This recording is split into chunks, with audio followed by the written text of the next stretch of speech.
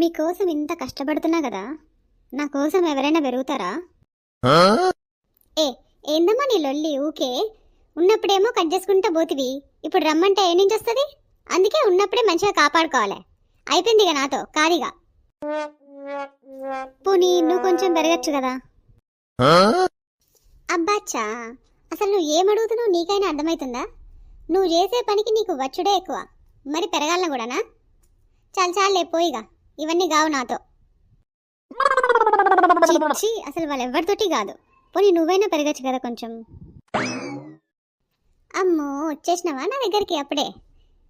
అసలు నువ్వు ఏమడుగుతున్నావు నీకైనా తెలుస్తుందా అసలు ఈ వయసులో?